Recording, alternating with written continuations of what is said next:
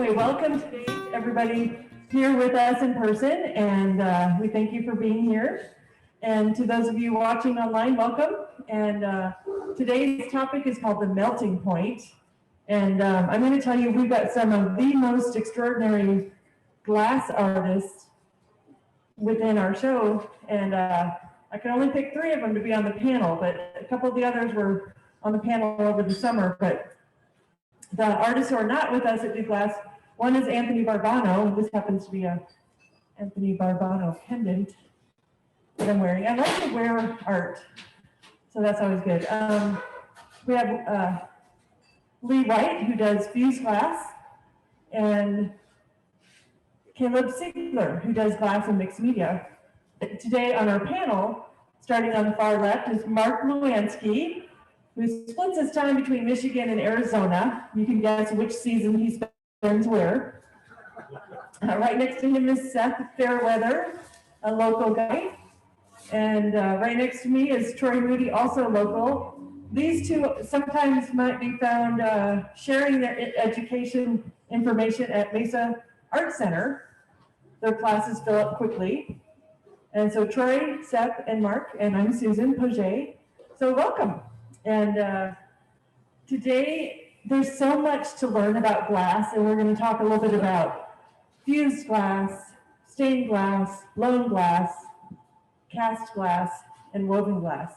So we're going to cover a lot of bases, and these guys are definitely going to amaze you. So Mark, let's start with you. Tell us a little bit about your background and how you got into glass. Are we on? You're on. Okay, great. I'll forgive the pie comment from earlier. Did you see the comment on TV? No. Yeah, he told me about it. Yeah. So I want to say hi first to my wife and kids. I think they're watching. Yay. Hi, guys. Daddy loves you. Hope they're watching. The most important art of all. Yeah. So how I got started? It was a long time ago. I was a young kid, no older than my sons, who are 8 and 10, and I always dreamt of doing artwork. I'm cutting in and out. Yeah, you're good. Okay, so art has always been a big part of my life. I actually went for. Here. Is that better? Okay, please, sorry. So I studied engineering rather than going to art school as a more practical decision for my future. And I got a degree in material science and metallurgy from Michigan Technological University. And I worked for 2 years in industry, and I just discovered I did not like the work I was doing. I didn't like the lifestyle of working on someone else's projects, and I wanted to go do my own creative efforts. And I decided I would be an artist, and I was going to get into clay. And at this time in my life, this was like in the early 2000s, glass was a very up-and-coming material. There was a good living to be made doing glass if you could do the right thing. So I started pursuing it, and I added my engineering skill to my creative abilities that I had nurtured throughout high school and in college too. I took art classes as electives. So I came in just kind of through the back door. I never formally was trained in art, but I went through some very rigorous training in the technical world, in the engineering world, and I just came out with a very unique skill set, and I'm able to do some working with color. I can work with shapes, I sculpt, I can draw, but I add in all the material knowledge and the technical side of things too. So that's kind of how what my story where it came from. Well, that's perfect, and I think the engineering background has served you well for sure in the structure of your pieces, right? I do some amazing things. I have to say, I think if anyone was here last year, I brought in a piece that was 4 by 7 feet. It was just incredibly big for a single piece of glass. It weighed around 300 pounds. I was going to bring a bigger one this year, but we know what happened with the pandemic. So there's a lot of structural engineering that goes into supporting and moving, and there's I have videos of me hanging this piece. It's just something you got to see. But yeah, the engineering certainly helped with what I do in my art. Awesome. Well, we're going to discuss technique a little bit later.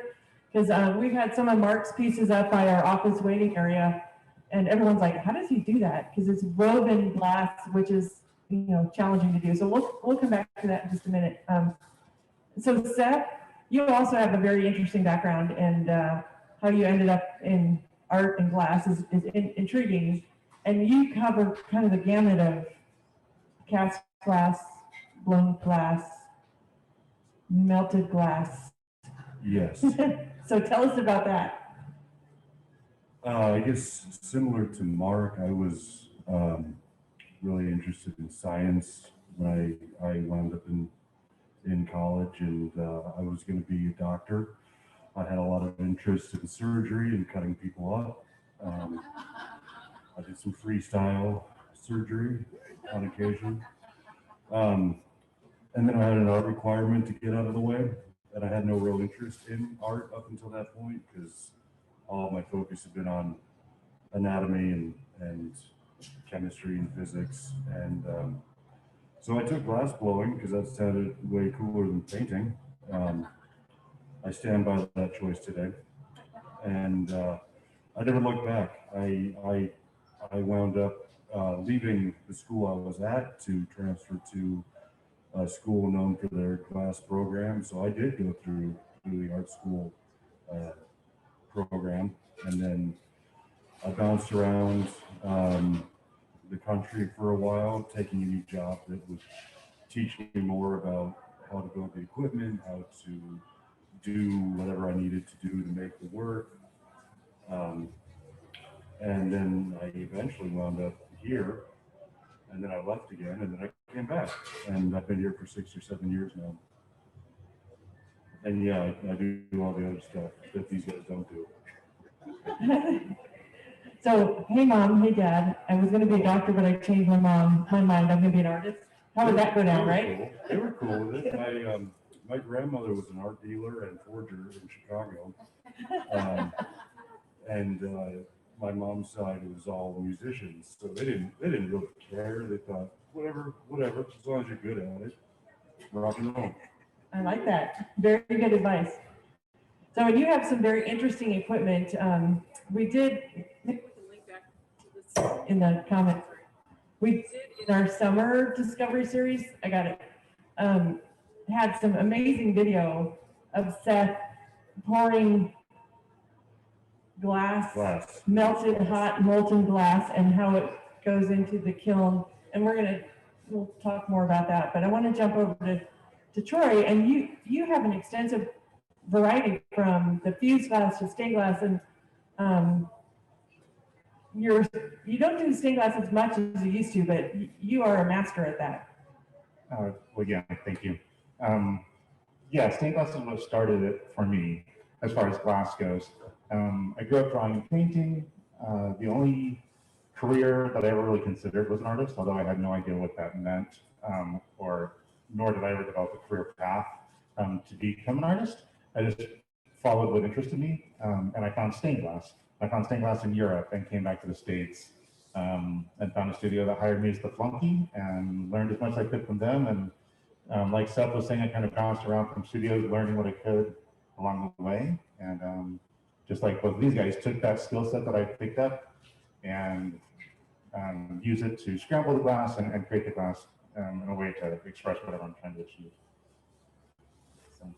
That's awesome. And I'm trying to stay out of the way of your art. Normally I will pass things around, but I'm not passing the glass around. But we'll try to get some close-ups, and then you're welcome to come up afterward.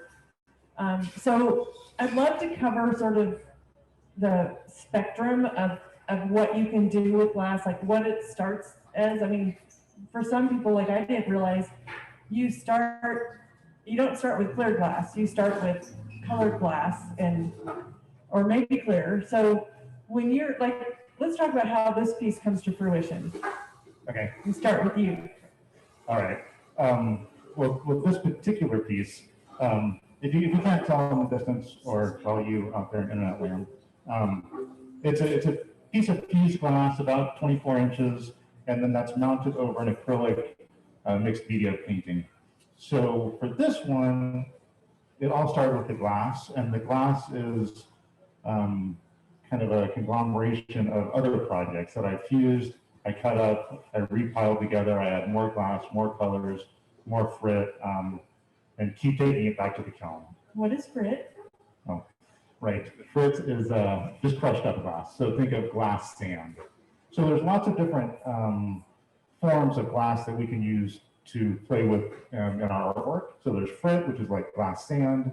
There's stringers, which are like glass spaghetti.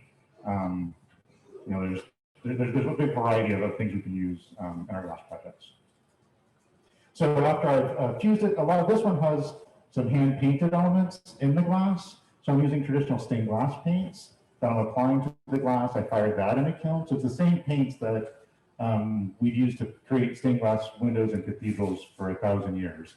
I'm using that paint, applying it to the glass, firing it, and then burying that into more layers of glass, more trips to the kiln, until I get it just right. And after all of that, I drill 4 holes in it and bolt it to this painting. And hope that those holes don't spread, right? Right. So how many times can you put it through into the kiln? Is there a limit? Well, I mean, Seth could probably answer more than I, but I mean, I've put pieces in, you know, dozens of times. If you talk to the glass manufacturers, they will say that, you know, bullseye glass only wants to be refired so many times, and every time you fire it, you are changing it molecularly. But you know, mine go in a dozen times. One thing I've learned also, thank you, Trey, glass is a little bit maybe less fragile than some of us think, unless you drop it. Depends on the shape, I think. Okay, depends on the shape. Okay. So what is the melting point? Let's bounce over to Seth. It depends on what kind of glass we're using. Typically, I think we all use 96. Right? I do. You use 96, and yeah. So 96 is it's a basic soda lining glass. It's going to start getting soft and malleable around 1200. It'll start moving. It'll start getting sticky and start flowing a little bit around 13s, 14s. It'll be liquid, but well, it won't really be liquid. It will liquefy, but you couldn't penetrate it with anything at around 15, 16, and then it gets fluid enough to blow or pour at around 21 Fahrenheit, 100, 2100 Fahrenheit. But then if you're using lead crystal, that's going to be, all those temperatures are going to drop down. If you're using borosilicate, they're going to go up. It just depends. It just depends. Thank you. When you, like the two of you, over at Troy's studio, there's a piece of, like a globe that's combining fused glass and blown glass. Is that correct? So how did that project work? What comes first? Troy will fuse together a pattern like one of these, but thicker, and then we can heat it up in the hot shop and get it up to probably 17 or 1800 degrees, and then we can use it. We can pick that up on. So much for not sharing mics. We can pick that up on a blowpipe collar, kind of traditional Venetian glass blowing techniques, but applied to a fused plate rather than cut up patterned glass. So the glass blowing, that literally is your breath blowing into and twirling at the same time. A lot of twirling, a lot of ribbons involved. So tell us what that means. Glass, when it's hot enough to blow, it's moving. It's moving fairly quickly. If you stop turning it at any point, it will just start to drip. Think of ceramics on the wheel. You're going upward. Everything in the glass shop is going out to the side. So gravity is constantly affecting what you're making. If you don't keep it rotating, it will wind up falling on the ground. So how often do you work as a team with somebody when you're glass blowing? 9 times out of 10. There's a few things I do by myself because I've done them hundreds of times and I don't need anybody. I don't need to transfer or anything like that. But if I'm making just about anything, I have an assistant to help with color setups or transfers or blowing while I'm shaping. There's a minimum of one. I think the biggest team I ever worked with was 15 people for a single piece. Wow. And I see, as you walk around the tent, you can see some of their workstations where they have the glass blowing set up, and you might use things that look like calipers. Is that to shape, or are they scissors, or what am I You saying? about jacks? Okay. Yes, when you're blowing glass, you have a tool called jacks that look kind of like tweezers or calipers, but they're a double-bladed tool used to create constrictions in hot glass, so you can break it where you want it to break it off of whatever you're using to make the object. Okay. So let's talk a little bit about the piece you have right next to you, Seth. That is Mark Lewanski, right here. the work of art, Mark Kowanski, father of darling children. Some of your best work. Yeah. I'm Yes. proud of it. Seth's got a few kids too, by the way, and so Troy's They're got not one. watching. I forgot I Yeah. was doing this. Oh, they'll watch later. All right, let's talk about this cast glass and how you got the face in there. I do a lot with mold making from life, so I'll take molds off of people, and then I'll make rubber silicone molds off of that, and then I can use resin-based sand to make sand positives from those molds, and then I can pour glass over them.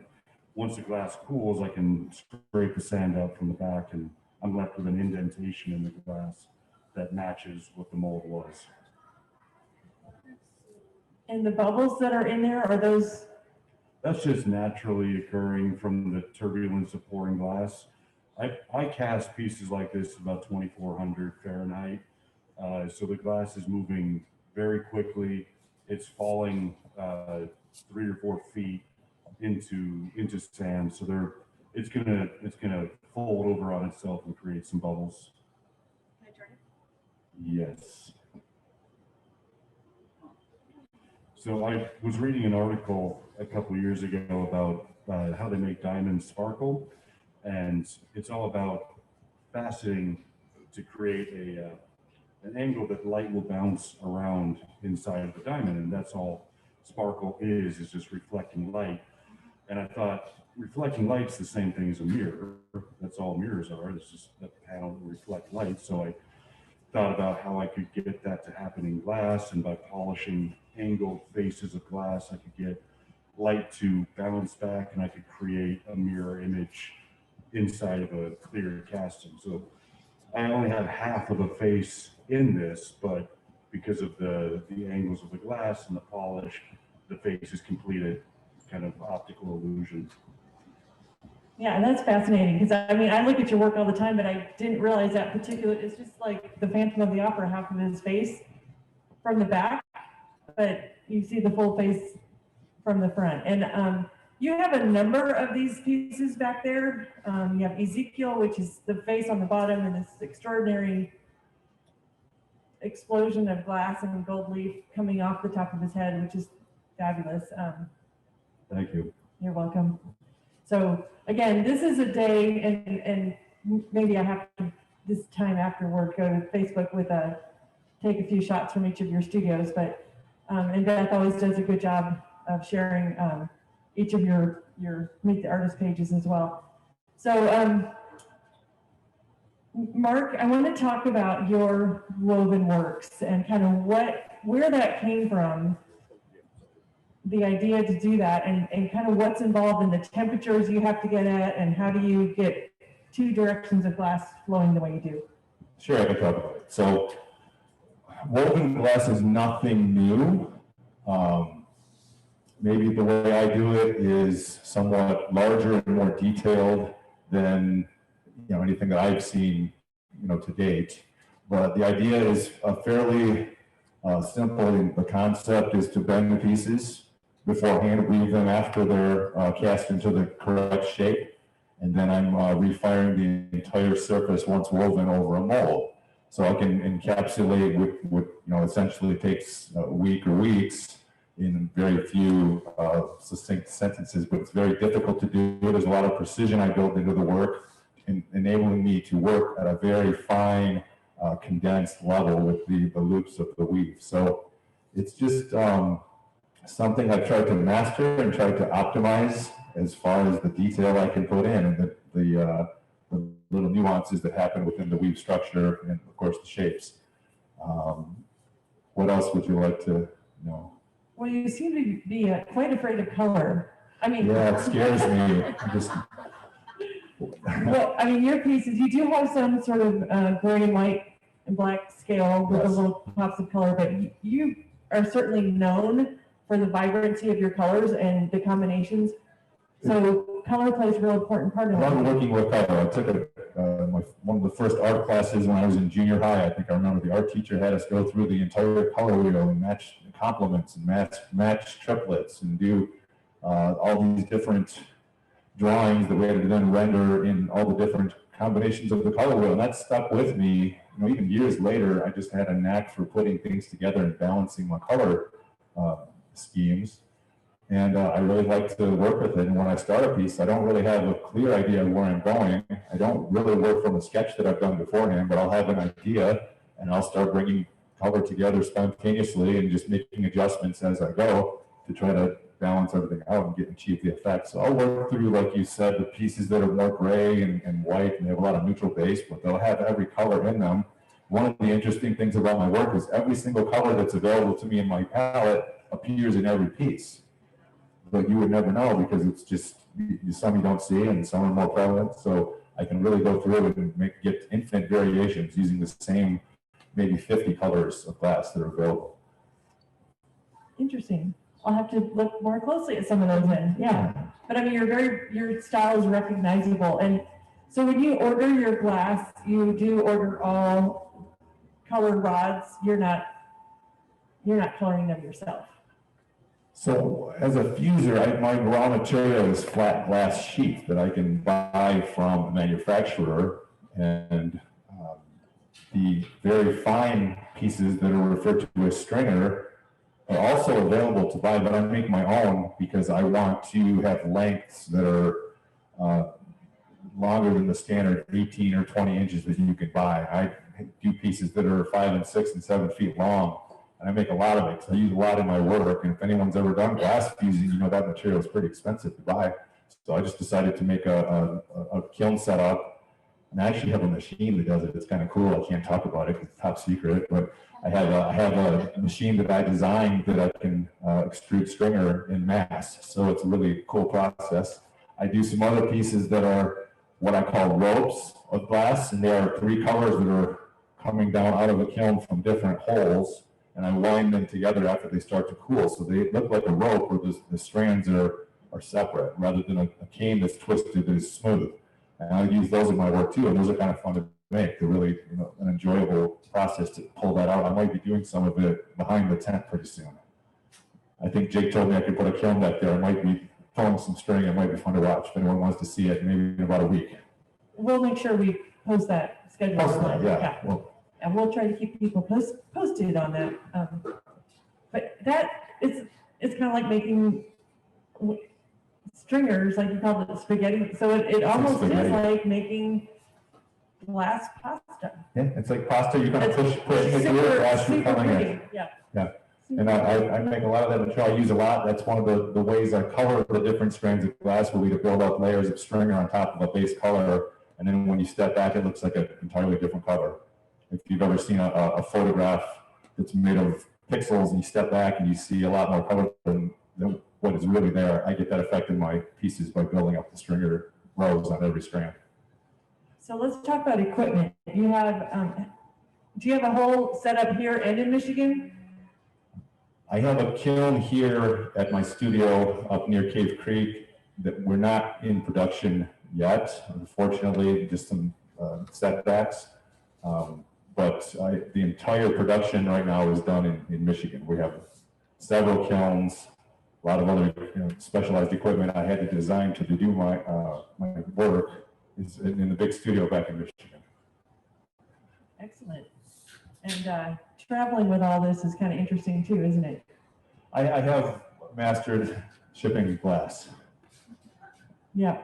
And I got to help hang the pieces over here. It was quite, there's a system, like every one of these guys has learned by trial and error how to not only create the work, but to deliver and install or make sure it gets to where it needs to be intact. So You did real well for I did. a noob. I was so nervous, but it worked out just fine. I was happy. All right, Seth, you have at your home in Gilbert a pretty nice setup, but your equipment is not inexpensive. And I think you had an issue with your kiln or something.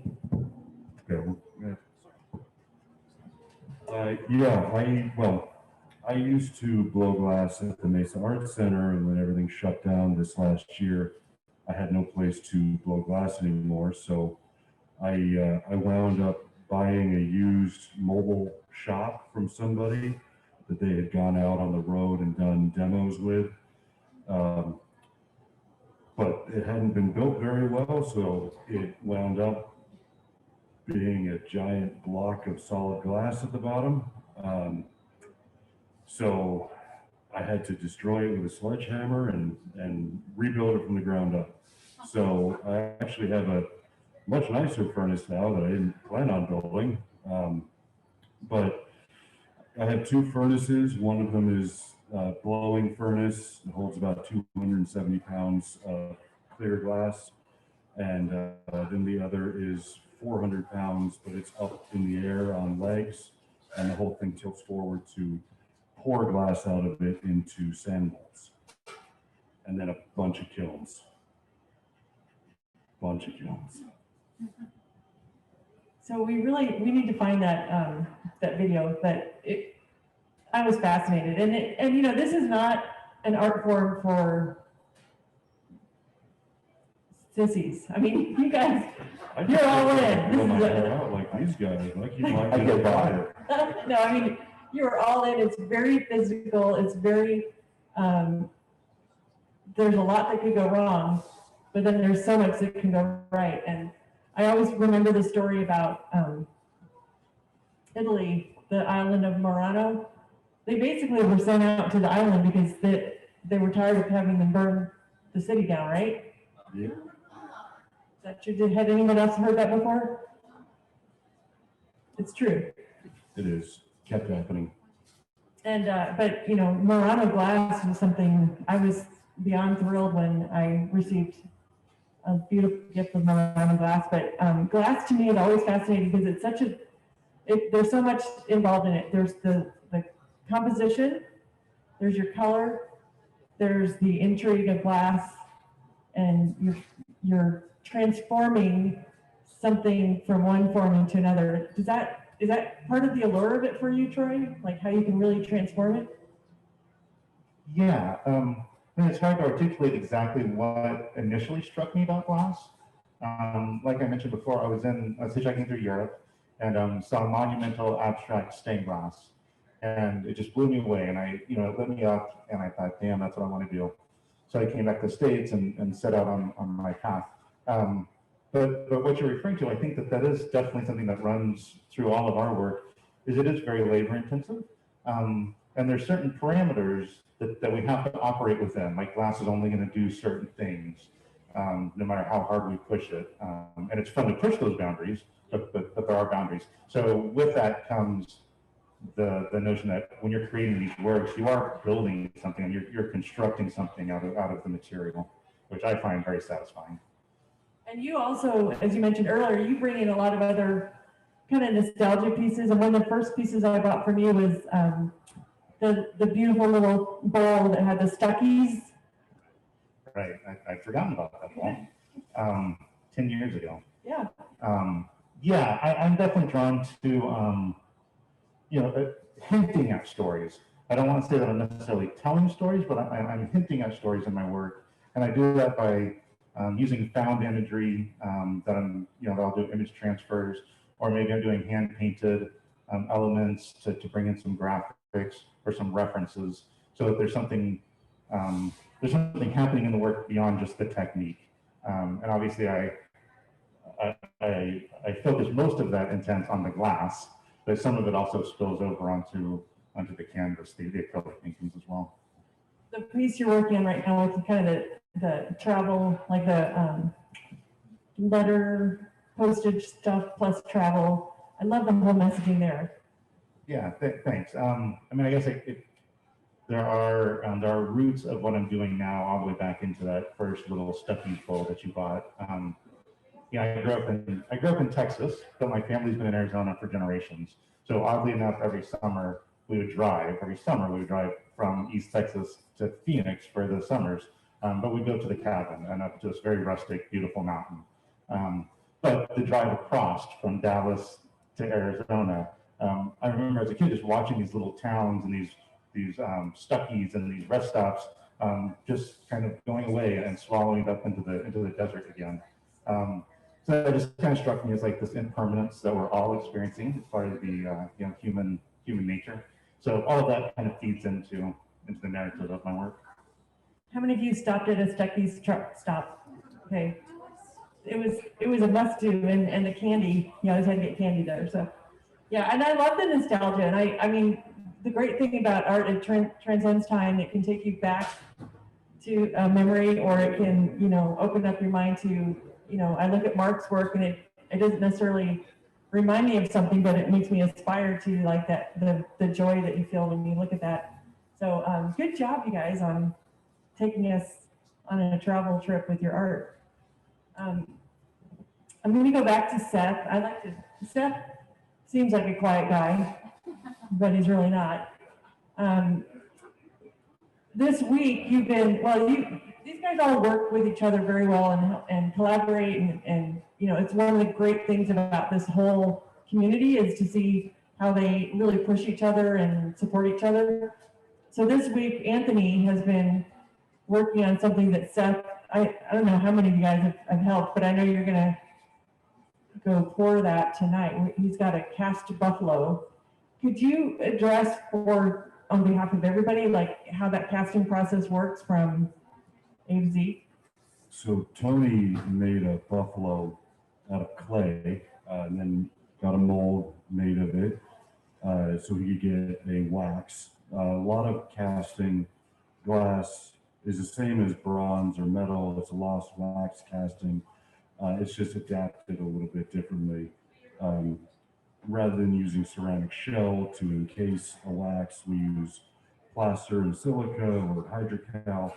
It's much softer, so that it doesn't damage the glass when you have to break it away. But the downside of that is it's much more fragile and it's more prone to breaking in the oven. So there is always that chance that when you're at casting temperature, your mold will just fall apart if you don't make it right. So once Tony had his buffalo ready to go, we need to invest that in a plaster and silica mold. The silica is ground up glass, and that's your refractory, your insulation. That's what gives it its stability at high temperature. And then plaster is the binder that kind of holds everything together. Yesterday he steamed the wax out of the mold, so now there's no wax in there, the lost wax situation. Tonight he'll be loading it into an oven and sitting at about 200 degrees overnight to slowly start baking the water out of the mold. If he shoots it up too quickly, that water will flash boil and his mold will blow up. Like ceramics, if you go up too quickly, your stuff will break. Same with these molds, you have to go up really slowly to bake that water out. And then once it's at 1,000 degrees for a couple hours and the mold is clean and dry, then he'll go up to actual casting temperature around 1575. For the mold he's doing, it'll probably be about 6 hours, and then he'll bring it back down to the annealing temperature around 800, 806. It'll sit there for about 12 to 16 hours and then slowly step down from there over about 10 days. and then you can take the mold off and start doing all the grinding and polishing. So describe a little bit more what annealing means, because it's a lot different than a bronze that will cool without breaking. Glass doesn't do well with rapid temperature changes. It can freeze, it can get really hot, it just can't do those, it can't switch between the two very fast. So annealing is relieving the stress by letting it cool down at a slow enough rate. So Troy's fusings, Mark's fusings are pretty thin overnight, maybe 2 days. But I think I anneal maybe for only 24 hours. Even on a big piece, I was just talking with Anthony, we were mentioning the annealing cycle he'll have to do on this buffalo, having thick sections and thin sections where you're going to have a difference in stress level between a real thick, slow cooling area and a real narrow, fast cooling area. That's where the stress is set up. And mine are very large, very thin, but long and wide. And I can really anneal this as quickly as Troy could probably anneal the 24-inch piece right there, which is one of the cool things about my work. It's very fast in the kiln and fast out, even for a big piece. But go ahead. The annealing is just how you relieve all that stress to cool it down evenly. So Tony's going to have to bring his down at about 1 degree an hour to about 775 degrees. Then it'll go 2 degrees an hour, and then eventually it'll get up to about 5 degrees an hour. It's very slow. The thicker your glass gets, the slower it cools off. I think Tony's is 3 or 4 inches thick. That's 10 days. I think my longest anneal was 3 months. And that was a piece about 8 or 9 inches thick. No, it's all computer programs. Although a lot of controllers can't go that long, so you have to remember when you're supposed to go in and put in the next step and restart the program, because it'll only be good for a certain number of hundreds of hours.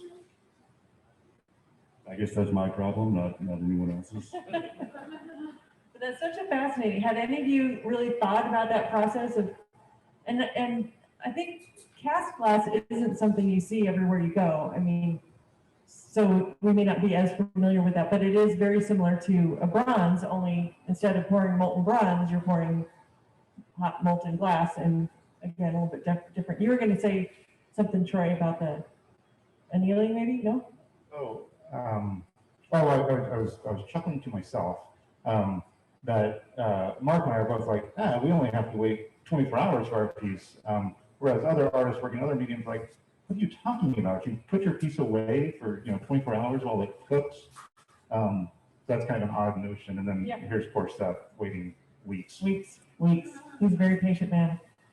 So, what has been your most fascinating project that each of you have ever worked on? Like, the thing you're most proud of? Anyone? I can tell you. So, the large piece I brought last year, I'm really proud of that. And it was a great challenge to work on something that was a single piece of glass in the woven technique like that was. Sorry, but technical. So yeah, it was a 48 by 82 inch rectangle of glass, and like we were talking about in reference to the annealing, it was still very thin, so it didn't go up in thickness in relation to its size. So I had the added problems of trying to support the structure of the piece, even removing it from the kiln. I've got a kiln you probably love to throw some stuff in. It's about 11 by 7 feet, and it'll do a single piece of glass that's 10 by 6. And I was hoping to have one of those done, next year. And I had to make rigging, I had to make cranes, and I had to do a giant torsion structure that I could lift the pieces out without them bending or breaking. And then I use a lot of technology that's available, like 3D scanning and CAD and computer-aided machining, to create an armature for the back of the piece to make it lightweight yet very strong. So that was really a fun thing. I can't wait to do another one.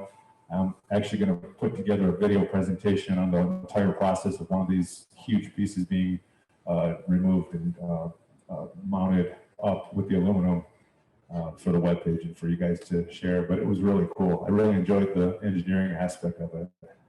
That is so exciting. And where did that end up living? I sold that piece last summer to a couple that were from Las Vegas. Perfect. Yeah. Perfect. Yeah. Nice new house. Looked really great. I have photos. Yeah. We actually took a video of the entire install from start to finish. I think it took about 2 hours. But it's the way we handle a big piece like that. We build the crate around it as it's laying flat, and then we can lift it up with the crate on it, and we hang it with the crate on the wall, and we remove the crate. So it was pretty cool. I had doing a lot of cool things. It was a fun little challenge. Solving problems, part of being an artist. I love it. That's great. And again, the things that most of us would never think about. And I think that goes with any invention or anything. You know, we just see it and we think, oh, that's easy. But this is fascinating. So Seth, how about you? Favorite, most proud of? Keep forgetting to make the switch. I don't know. I've done stuff that I think is cool, but for me, it's making it. Once it's done, I don't really care anymore. I mean, to be honest, like I like it, but I'm not. I don't spend a lot of time thinking about older projects. I think for me, what I'm really proud of is having put together a shop that I can make anything in. You know, to have built the kilns and the furnaces and the metal shop and the grinding and polishing shop, and having been able to put that together and get it operational and be able to have created a space where I can make just about anything I come up with at this point. I think that's what probably what I'm most proud of at this point in my life. Yeah, that's wonderful. How much time goes into polishing? Like, what did this look like before you polish it? A rock? So not pretty. No, it was hideous. This is probably 200 hours of grinding and polishing.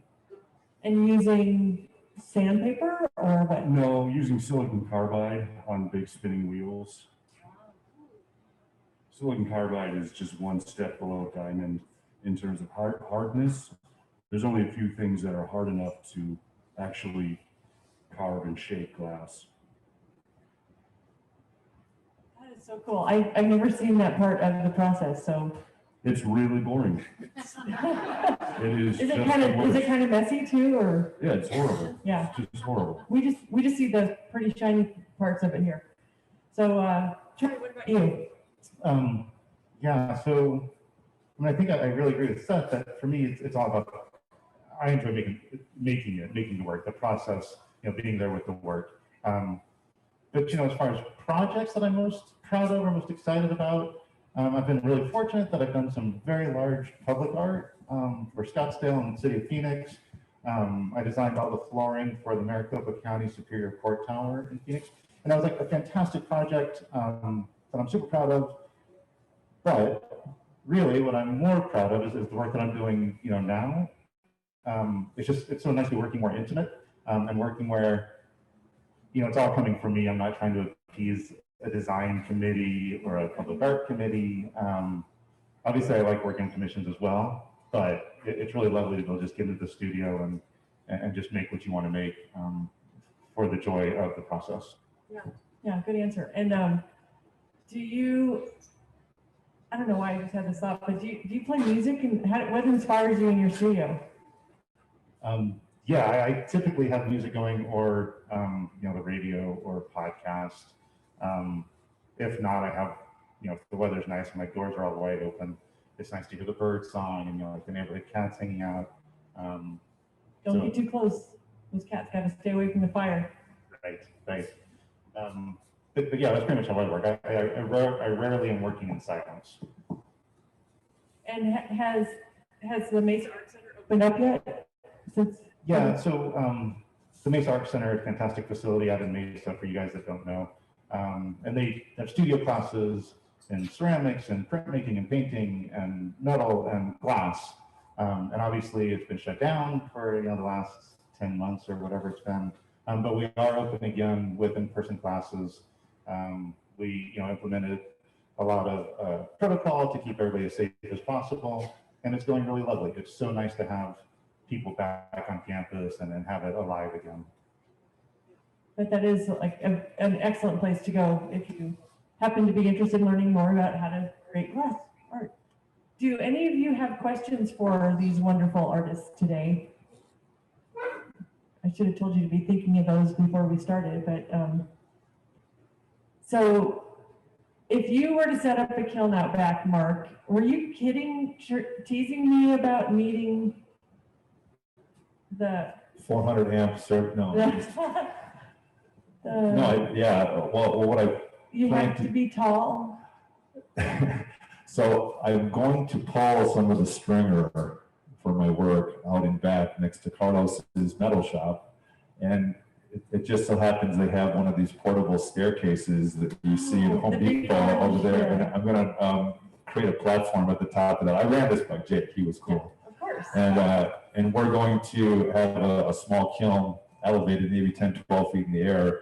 And that gives you room to extrude the strands as they're coming out, and it gives them time to cool somewhat so you can handle them and break. I'm going to probably break things off around 4 or 5 feet, and it's going to be fun and really cool to watch. I'll do some of the ones that are twisted too. I can't wait. So literally, And if anyone wants to try it, I don't know what to see about what liability is. I'm handling hot glass, but at like 3 o'clock, he's telling this to me, like, yeah, we're going to get the orange staircase. And I was like, things happen quick. You're teasing me, right? He's like, yeah, I'm pulling your string. No, but no, that's a great use for that piece of equipment, and it'll be fun. So there's always something exciting happening every day at the Celebration of Fine Art. You never know what's going to happen. Yes. We will. We'll post it on our Facebook. If you want to give us your email address for that specific notification, that would be great. Or give us your phone number and we'll make sure you know. So keep that amongst us.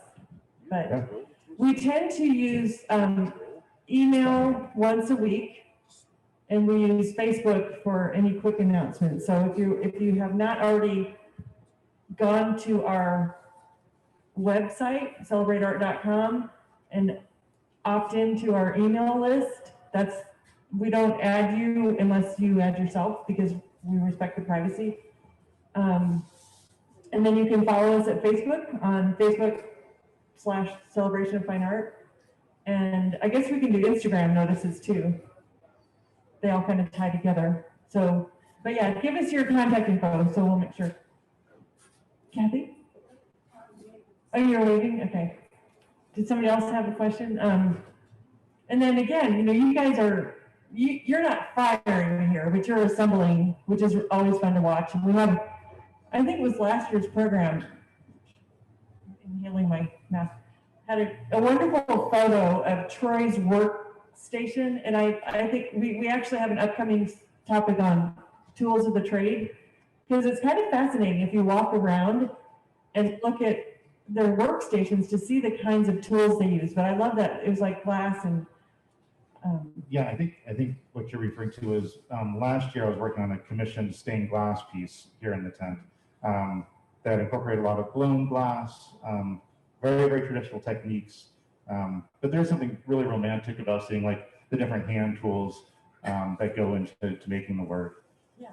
I mean, most of the process that I'm using for the stained glass work, they're all medieval techniques. I mean, aside from the fact that I'm using an electric iron and an electric kiln, aside from those details, everything else is pretty much the way they've been building cathedral windows, for 1,000 years.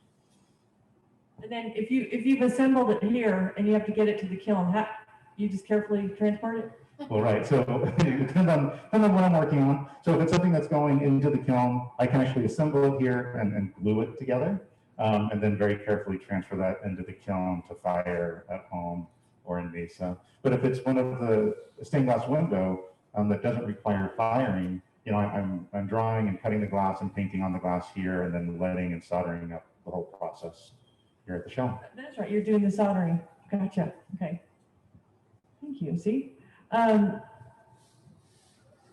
Seth, I was going to ask you something and I just totally went out of my head, but Can we see the other piece? oh yeah, can you, I don't want to be responsible, Seth, will you pick up that beautiful piece and let's talk about that. And is this blown? Yeah. Okay. Thank you, Kathy, for mentioning that. Okay, there's a little bit of a ripple in that table, so make sure it's secure. Okay.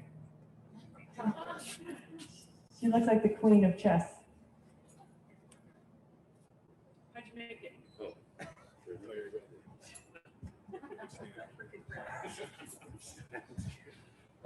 So this is actually made in two parts. I made the lower cone and then I used calipers to match the size and then made the upper part.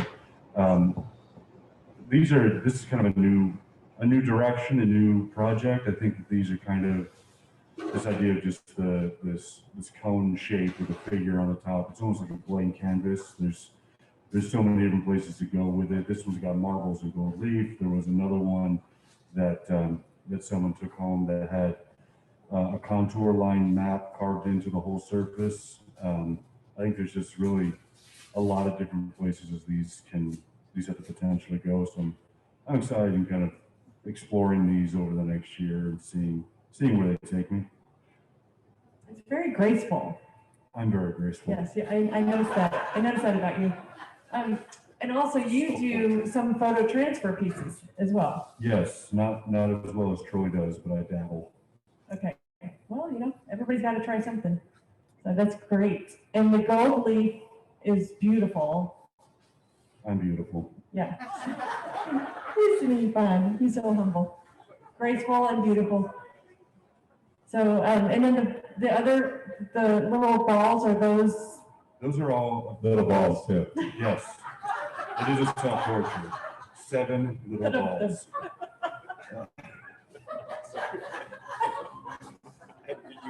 I don't know. You Might be win. done here. You win today.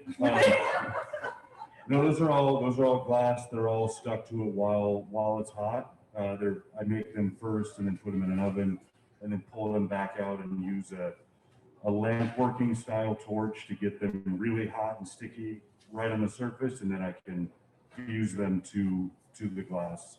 And fusing it together is better than glue. It's not going anywhere. I mean, if you hit it really hard, it'll come off, but if you just aren't dumb, they'll be fine.